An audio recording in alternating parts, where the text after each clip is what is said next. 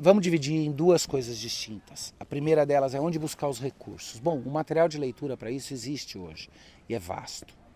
A percepção da centralidade de pressupostos do ponto de vista epistemológico, ela é quase que universal.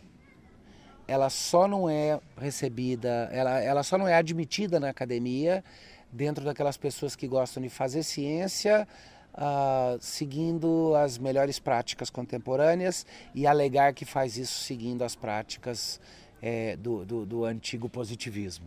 Tá? Isso é uma desonestidade. Na verdade, é o cientista que diz uma coisa quando ele explica como é que ele trabalha, mas no laboratório age como outro. Na maioria das vezes eu tenho descoberto que muitos cientistas alegam a todo custo que não tem nada de cristão no pensamento, dentro do laboratório agem como se fossem cristãos, até mesmo se não creem. Por quê? Porque no final das contas, o nosso mundo é hoje um no qual não dá para ignorar muito não, o papel que os pressupostos têm.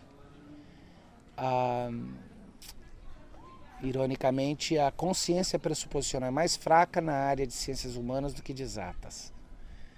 Na universidade eu tenho descoberto isso e é um incômodo, porque na área de humanas o estrago é pior. Na de exatas, pelo menos você tem o teste, no final das contas, da conta que precisava fechar ou do laboratório. Na área de humanas você passa despercebido o que é que está acontecendo. Recursos bons para isso. Tem livros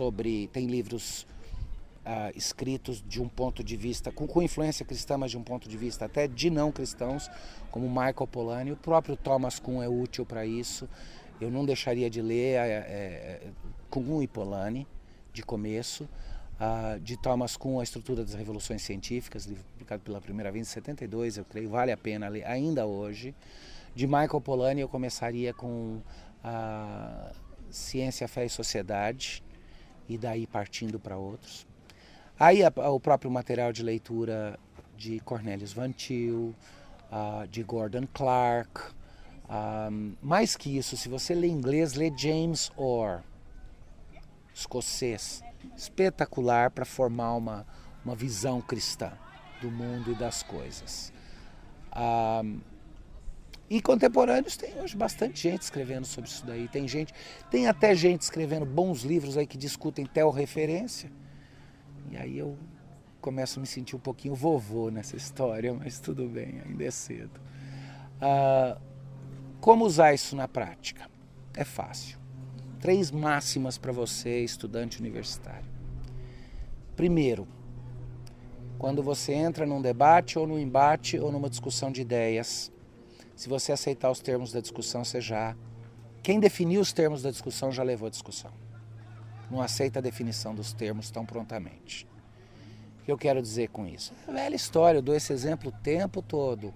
Eu viro para você e digo, me responda, sim ou não, você já parou de bater na sua esposa?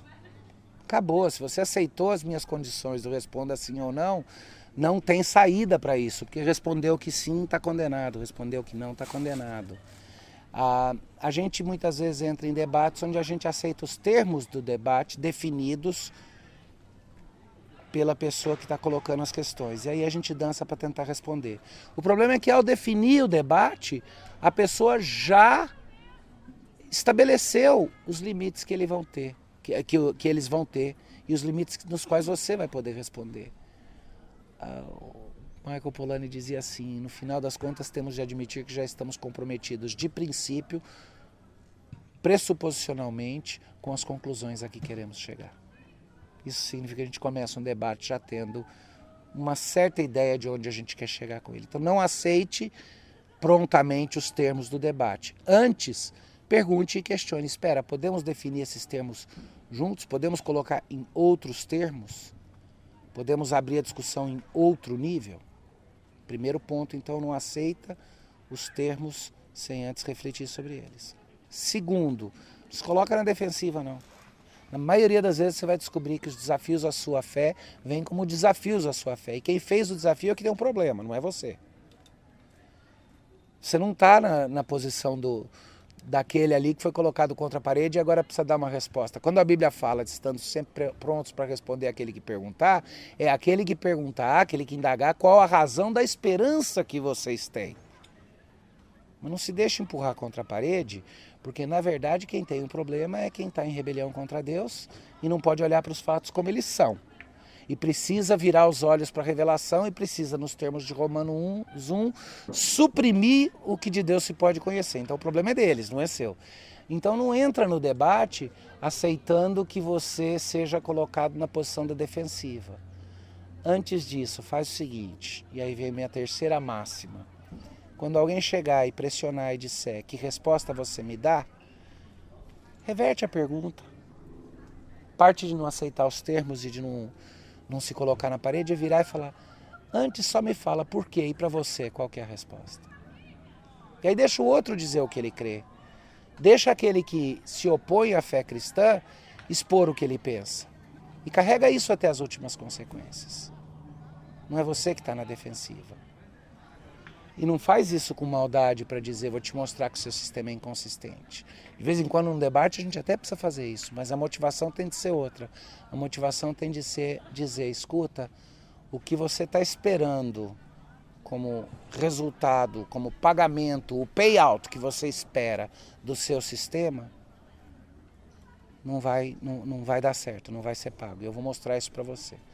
E na hora que aquela pessoa que está te engajando disser, tá bom, eu reconheço que eu não tenho a resposta. E aí? Aí você fala, agora a gente está conversando. Agora eu vou te falar de uma esperança que você não tem nem ideia que existe. E aí apresenta o evangelho para eles. De forma simples, de forma clara. É isso aí.